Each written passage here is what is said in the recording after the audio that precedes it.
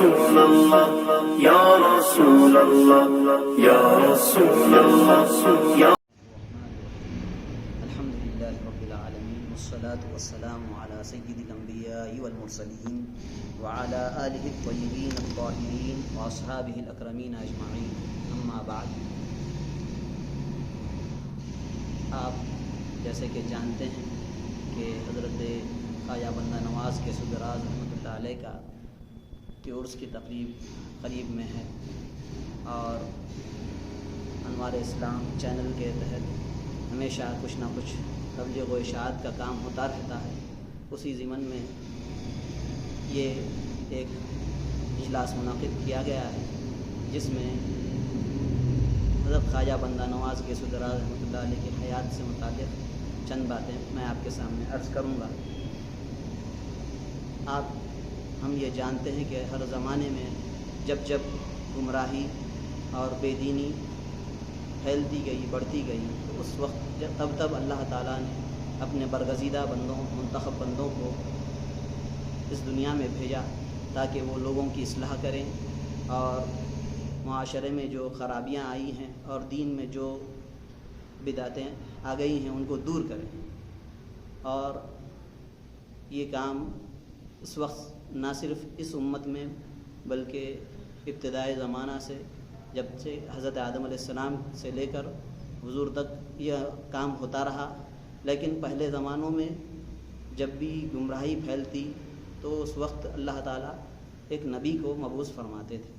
عموماً یہ طریقہ ہوتا تھا، لیکن رسول اللہ صلی اللہ علیہ وسلم خاتم النبیین ہیں، آپ کے بعد کوئی نبی نہیں، تو آج اللہ تعالیٰ نے آپ کے وارثین علماء اور انبیاء کو بنایا، اور آپ ان کے ذریعے سے اب بعد حضور کے بعد جب بھی کوئی گمراہیاں عام ہو گئی اور بے دینی پھیلی تو ان کے ذریعے سے اللہ تعالیٰ نے ان گمراہیوں کو اور بے دینی کو دور کیا، اور لوگوں میں ہدایت و رشد کا کام عام ہوا، اور اس طرح شیطان کو شکست ہوتے رہتی تھی۔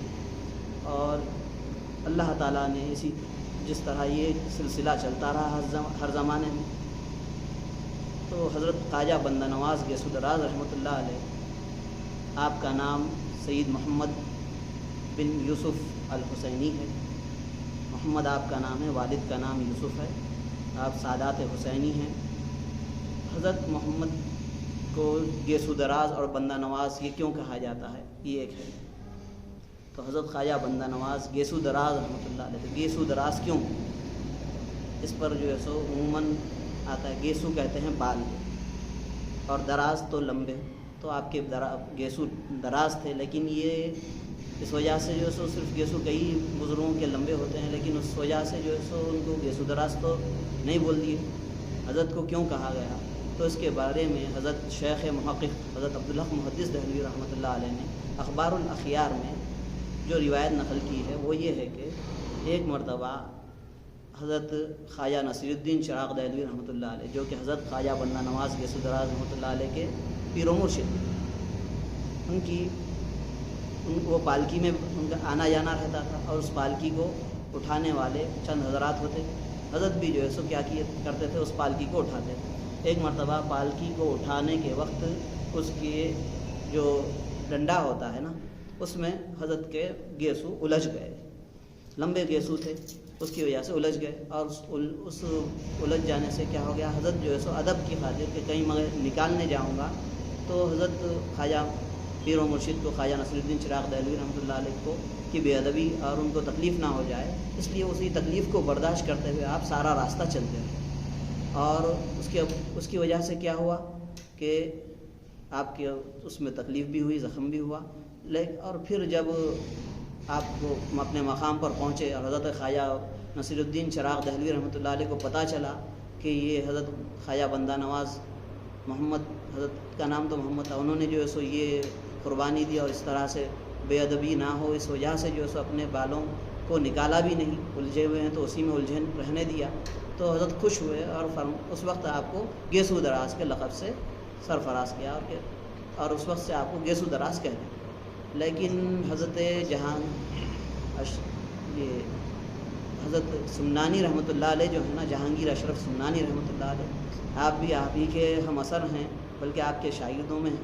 حضرت جہانگیر اشرف سمنانی رحمۃ اللہ علیہ اس کی وجہ ایک اور بیان کرتے ہیں کہ کیا ہے کہ ایک مرتبہ حضرت بندہ نواز رحمۃ اللہ علیہ، اصل میں حضرت بندہ نواز رحمۃ اللہ علیہ یہ خراسان سے تعلق رکھتے ہیں، اور یہ سادات خراسان جو تھے نا وہ سب کے سب کیا ہوتے تھے، ان کے بال دراز ہوتے تھے، اور اس وجہ سے جو ہے سو وہاں ان کو جو ہے سو دراز گیسو ہی کہا جاتا تھا۔ وہاں کے سادات کو دراز گیسو، آپ کے اہل خاندان کو دراز گیسو کہتے تھے۔ اسی کو حضرت خواجہ نصیر الدین چراغ دہلوی رحمۃ اللہ علیہ مد نظر رکھتے ہوئے اس وقت سے، اگرچہ کہ پہلے بھی آپ کو پتہ تھا، لیکن جو ہے سو اب جب واقعہ ہوا تو اس وقت سے پھر گیسو دراز بولنے لگے۔ یہ جو ہے سو دونوں کو اگر ہم ملا دیں تو یہ نتیجہ نکلتا ہے کہ حضرت گیسو دراز، اگرچہ کہ ان کے خاندان والے تو پہلے سے ہی گیسو دراز سے مشہور تھے، لیکن آپ کو گیسو دراز سے مشہور ہونے کی وجہ یہ ہوئی کہ حضرت خواجہ نصیر الدین چراغ دہلوی رحمۃ اللہ علیہ نے آپ کو اس لقب سے پھر سے ایک مرتبہ آپ کو اس نام سے یاد کیا، جو کہ آپ کا خاندانی نام تھا، لقب تھا۔ یہ تو ہو گیا آپ کو گیسو دراز کہنے کی وجہ۔ اب آپ کے بارے میں آپ کی ولادت کب ہوئی کیا ہے اس بارے میں بھی ہے، تو آپ 721 ہجری میں آپ کی ولادت ہوئی۔ 721 ہجری رجب کی 4 تاریخ تھی، اور عیسوی 1321 عیسوی ہے، اس کی تاریخ کیا ہے، مہینہ کیا ہے، اس کے بارے میں بتایا نہیں گیا، لیکن 1321 عیسوی اور 721 ہجری میں آپ کی ولادت ہوئی۔ کہاں پر؟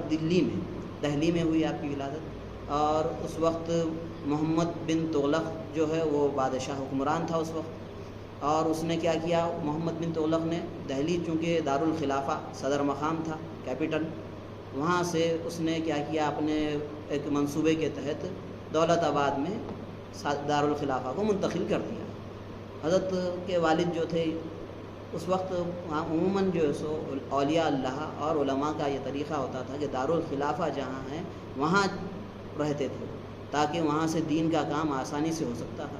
دارالخلافہ سے احکام صادر ہوتے ہیں، وہیں سے سارے سلطنت میں احکام پہنچتے ہیں، تو دارالخلافہ میں اگر گمراہی پھیل جائے گی تو سارے ملک میں گمراہی پھیل جائے گی۔ اس مقصد سے جو ہے سو عموماً اولیاء اکرام اور اللہ والے اور علماء دین دارالخلافہ میں اپنے رہنے کو زیادہ ترجیح دیتے تھے۔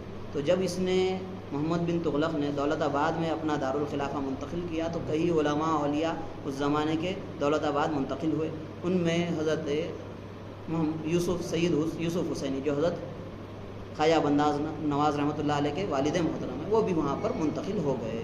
اور اب وہاں جا کر پھر کیا ہوا صاحب، حضرت جو ہے سو حضرت تھے نظام الدین اولیاء رحمۃ اللہ علیہ کا خلیفہ، کون؟ حضرت یوسف حسینی رحمۃ اللہ علیہ، حضرت کے والد، حضرت خواجہ بندہ نواز علیہ الرحمہ کے والد۔ تو وہ وہاں پر اس دین کا کام اور خلافت آپ کو بھی تھی حضرت خواجہ نظام الدین رحمۃ اللہ علیہ سے، تو وہ دین کا کام کرتے رہے وہاں پر، اور خوب وہاں پر اشاعت دین ہوتی رہی۔ حضرت کا وصال 1331 ہجری میں ہو گیا، حضرت یوسف حسینی رحمۃ اللہ علیہ۔ اس کے بعد اب حضرت خواجہ بندہ نواز رحمۃ اللہ علیہ اس وقت تک تھوڑی عمر بھی بڑی ہو گئی تھی، اور آپ جو ہے سو کیا ہوئے، آپ کے والدہ آپ کو لے کر، آپ کے بھائی کو لے کر، حضرت خواجہ بندہ نواز رحمۃ اللہ علیہ کے ایک اور بھائی بھی تھے، ان کو لے کر پھر دلی منتقل ہو گئے، دلی آ گئے، چونکہ حضرت جب تک تھے حضرت کے شوہر بیوی آپ کے والدہ کے، تو جب اس وقت تک تو آپ دولت آباد میں رہے، اس کے بعد آپ دلی منتقل ہوئے۔ دلی میں آنے کے بعد پھر حضرت خواجہ بندہ نواز رحمۃ اللہ علیہ، اب حضرت اس وقت حضرت خواجہ نصیر الدین چراغ دہلوی رحمۃ اللہ علیہ کے کیا تھے، اس وقت فیض عام تھا آپ جو ہے سو اس وقت جو ہے سو خوب رشد و ہدایت کا کام کر رہے تھے دلی میں، تو آپ بھی جو ہے سو حضرت نصیر الدین چراغ دہلوی رحمۃ اللہ علیہ کے سے بیعت ہو گئے، اور بیعت ہونے کے بعد خوب مجاہدے کیے، اور آخر میں حضرت سے خلافت سے سرفراز ہوئے۔ وہ 1358 ہجری میں ہوا، 1358 ہجری میں غالباً آپ کو خلافت سے سرفراز کیا گیا۔ اسی سال جو ہے سو حضرت خواجہ بندہ نصیر الدین چراغ دہلوی رحمۃ اللہ علیہ کا انتقال ہو گیا۔ پھر آپ مسند خلافت پر خلیفہ خاص آپ چونکہ منتخب کیے گئے تھے، اس لیے مسند خلافت پر آپ ہی بیٹھے حضرت کے، اور وہاں پر اب 44 سال تک تقریباً بیعت و خلافت اور رشد و ہدایت کا کام دلی میں کرتے رہے۔ پھر 44 سال کے بعد 1398 عیسوی، ہجری نہیں عیسوی، 1398 عیسوی میں آپ پھر سے اب جنوبی ہند کی طرف دولت آباد کی طرف آئے. وہاں پر لیکن جب وہاں آئے تو اور وہیں اپنے والد کے پاس، جہاں آپ کے دولت آباد میں ہی آپ کے والد کی خلد آباد میں مزار ہے، تو وہیں پر جو ہے سو رہنے کا ارادہ کیے تھے. لیکن اس وقت جو بادشاہ دکن میں تھا، بہمنی سلطنت کے اب جو بادشاہ تھے، انہوں نے کیا کیے، حضرت خواجہ بندہ نواز رحمۃ اللہ علیہ کو گلبرگہ آپ تشریف لائیے بول کر یہاں بلا لیا، اور وہاں بلا کر پھر وہاں پر آپ نے رشد و ہدایت کا کام کیا. اور 104 سال کی عمر تک، حضرت کی عمر 104 سال تھی اس وقت تک، جب آپ وہاں گئے گلبرگہ 80 سال کی عمر، اور 104 سال کی عمر تک وہاں پر رشد و ہدایت کا کام کرتے رہے. اور لوگوں میں خوب بس جو اصلاح کیا، آپ دیکھیے کہ دکن بس کیا ہو گیا، ایک علم کا منبع بن گیا تھا اس وقت. اور یہیں سے دکن میں جو ہے سارے دکن میں علم کی روشنی پھیلی. اور حضرت جو ہے سو کیا فرماتے ہیں، علم کے بارے میں آپ سے پوچھا گیا ایک مرتبہ، علم لوگ اب صوفیہ و تصوف کا اس وقت غلبہ تھا، اور تصوف تو بہت اچھی چیز ہے، لیکن جو ہے سو بعض جاہل صوفیہ جو ہوتے ہیں وہ لوگ کیسی کیسی باتیں کر رہے تھے. تو اس میں ایک چیز یہ پوچھے، بعض اچھے جو صوفیہ میں جو یقیناً علماء ربانیین تھے، انہوں نے بھی وہ بات کہی تھی. تو وہ بات کو لوگوں نے نقل کرتے ہوئے حضرت سے پوچھا کہ حضرت یہ علم،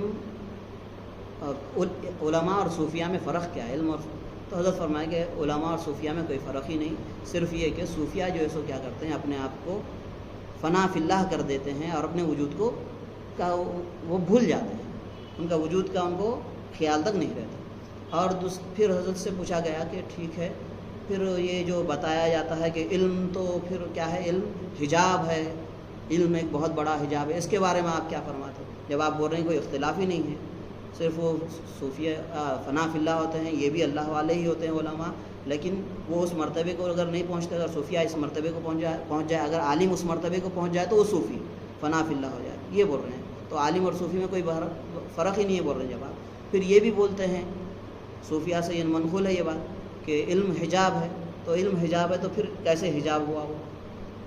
آپ اس کے بارے میں کیا فرماتے؟ تو حضرت فرمائیں، دیکھو ہر غیر اللہ حجاب ہے، اللہ تعالیٰ تک پہنچنے میں ہر غیر اللہ حجاب ہے، اور جو کوئی حجاب ہے وہ قبیح چیز ہے. اور علم پھر کیا قبیح ہے کیا؟ پھر وہ تو قبیح نہیں ہے، تو پھر کیسا، پھر وہ کیا ہے صاحب؟ وہ علم کون سا حجاب بنتا ہے جو اللہ تک پہنچنے میں مانع ہو؟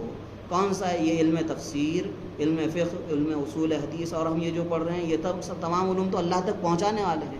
تو یہ حجاب نہیں ہے، وہ علوم جو اللہ کی ذات سے روکنے والے، اور جس میں کوئی مقصد ہمارا جو زندگی کا ہے، وما خلقت الجن والانس الا لیعبدون، تو جو اللہ کی معرفت سے روکنے والے جتنے بھی علوم ہیں وہ حجاب ہیں، ورنہ علم دراصل حجاب نہیں. یہ حضرت یہ فرمائے. اس کو اخبار الاخیار میں حضرت محدث دہلوی رحمۃ اللہ علیہ، شیخ عبداللہ محدث دہلوی رحمۃ اللہ علیہ اس کو نقل بھی کیے ہیں. اور ایسی ہی کئی حضرت کی جو جوامع الکلم کتاب ہے، حضرت کی جوامع الکلم کتاب کیا ہے؟ حضرت کے ملفوظات ہیں. یہ شیخ بندہ نواز رحمۃ اللہ علیہ کے ملفوظات کو آپ کے ایک مرید نے جمع کر دیا، اور کس نام سے؟ جوامع الکلم کے نام سے. یہ ملفوظات ہیں.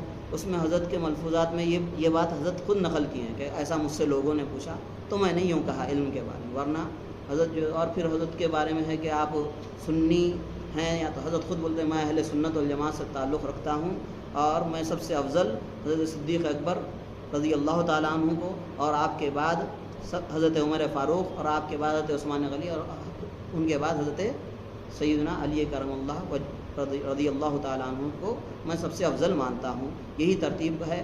ورنہ اور دیگر صحابہ کے متعلق اگر کچھ ان کے مشاجرات کے متعلق جب بحث ہوتی تو حضرت فرماتے ہیں کہ میں ان بحثوں میں نہیں پڑھتا اور دور ہو جاتا تھا.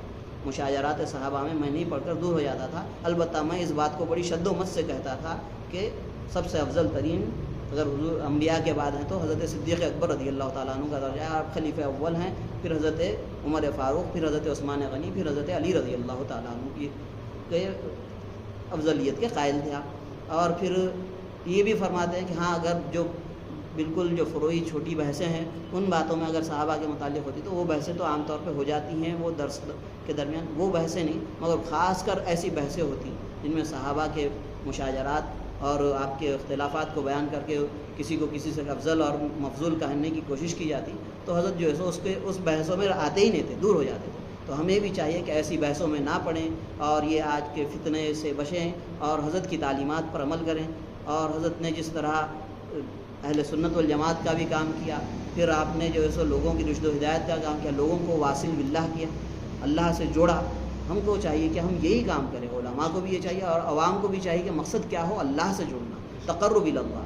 حضرت نے اپنی ساری زندگی لوگوں یہ خود جو ہے سو وقف اللہ تعالیٰ کے قریب ہونے کے لیے خود کو وقف کر دیا. اور رات آپ کے بتایا جاتا ہے کہ رات میں آپ 10 سال کی عمر سے اور 12 سال کی عمر سے کبھی آپ سوئے ہی نہیں، کبھی سوئے نہیں. تو وہ ہے نا قرآن میں تتجافا جنوبہم عن المضاجع، وہ شان دی حضرت کہ ان کے پہلو ان کے بستروں سے جدا رہتے، علیحدہ رہتے. تو وہ حضرت کی شان تھی. کبھی آپ 12 سال کی عمر سے کبھی سوئے نہیں. تہجد کا وقت ہوتا تہجد پڑھتے اور بس عبادتوں میں مراقبے میں مشغول رہتے. یہ شان تھی حضرت. اور پھر ہمیشہ اپنے مریدین کو بھی بس قرب اللہ تعالیٰ کے قریب ہونے کا راستہ وہ سکھلاتے تھے. تو ہم کو بھی یہی چاہیے کہ ہم ایسے آج کے جو مشائخین حضرات ہیں اور جو علماء ہیں، ہمارا بھی کام حضرت کی زندگی کو ہم ہمارے سامنے اسوا رکھیں. اور حضرت نے کیسا کام کیا؟ حضرت عالم دین، زبردست عالم تھے آپ. کیسے عالم؟ 105 بعض 123 کتابیں تھیں آپ کی مذکور ہیں مختلف کتابوں میں. آپ کی جو کتابوں کی فہرست ہے تو 105 تک تو ہیں ہی. تو 105 کتابیں تھیں آپ کی. اور کیسی کیسی کتابیں آپ کی. ایک تفسیر ملتخط صوفیانہ تفسیر صاحب، کیسی تفسیر ہے وہ. حضرت شیخ الحدیث صاحب جب اس کو پڑھتے تھے تو دیکھے اس کا شروع میں حضرت اس کا کام کیے ہیں نا. تو حضرت جب اس کے کام بتا رہے ہیں کہ بس ایسے ایسے نقطے اس میں مل رہے ہیں کہ آج تک کسی تفسیر میں دیکھنے میں نہیں ہے. ایسی حضرت جو صوفیانہ اس کی تفسیر کیے ہیں. اور وہ عام آدمی اس کو اگر ایسے ہی پڑھنے بیٹھے تو شاید وہ سمجھ بھی نہ سکے، گمراہ ہو جائے. تو اس کے لیے علماء کے سامنے بیٹھ کر زانو ادب تہ کر اس تفسیر کو پڑھنا چاہیے اور پڑھنا ہی ہے. اس پر کام ہو رہا ہے اور ہونا چاہیے اسی طرح. اور وہ انشاءاللہ وہ تفسیر بھی اللہ چاہا تو مکمل اس پر علماء کے ایک جماعت کے حوالے کر دی گئی ہے. وہ تفسیر کے اس کی تصحیح وغیرہ کر کے اس کا ترجمہ بھی لایا جائے. وہ کام جب منظر عام پر آئے گا تو اندازہ ہوگا کہ کیا جو ہے سو اس میں کیا کیا جو ہے سو رموز و اسرار ہیں اور ہمارے لیے کتنی ہدایات ہیں اس میں. بہرحال ہم حضرت کی زندگی کو اپنا اسوہ بنا لیں اور اسی پر اگر اس پر حضرت کے تعلیمات پر اگر عمل کرنے لگیں تو میں سمجھتا ہوں کہ اس زمانے کے تمام اختلافات جو ہیں اور جو علماء اور بعض مشائخین میں اگر جو اختلاف ہو رہے ہیں نا وہ سب ختم ہو جائیں گے اور بس محبت کا ماحول قائم ہوگا اور اس کے ذریعے سے اور لوگوں میں ہدایت عام ہوگی. ورنہ یہ جو آپسی اختلافات کی وجہ سے جو راستے عوام کے اور بند ہو رہے ہیں، لوگ اور متنفر ہو کر دور ہو رہے ہیں نا، اس کا سبب یہ ہے کہ ہم جو ہے سو آپس میں اختلاف کر لیں گے. جبکہ یہ دونوں گروہ جب تک مل کر رہیں گے، علماء اور مشائخ، تو اس وقت تک جو ہے سو دین جو ہے سو کیا ہوگا صاحب، پورے اپنی تاب و تاب کے ساتھ پھیلتا رہے گا، لوگوں میں ہدایت عام ہوتی رہے گی. اور جب یہ دونوں فریقین میں ہی اختلاف آ گیا تو پھر سمجھو کہ اب ہدایت کا کام رک جائے گا. تو ہدایات اور رشد کا اگر آپ کام چاہتے ہیں، حقیقت میں آپ چاہتے ہیں، آپ صرف اپنی جماعت بڑی ہو اور میرے نیچے یہ اگر چاہ رہے ہیں تو پھر کوئی فائدہ نہیں، کچھ فائدہ ہی نہیں. آپ اگر چاہتے ہیں کہ دین کا کام اللہ کے لیے اگر آپ کرنا چاہ رہے ہیں تو یہ اختلافات کو چھوڑیے، ان کی تعلیمات پر عمل کیجیے. حضرت خواجہ بندہ نواز رحمۃ اللہ علیہ کیا تعلیم دے رہے دیکھیے، اس پر عمل کیجیے. اور وہ کس انداز سے کام کیے، کس طرح لوگوں کو جو ہے سو اللہ کی طرف جوڑے ہیں، اس طریقے کو اگر اختیار کر لیا جائے تو بس پھر کیا صاحب، پھر ہدایت پھر وہی انداز ہو جائے.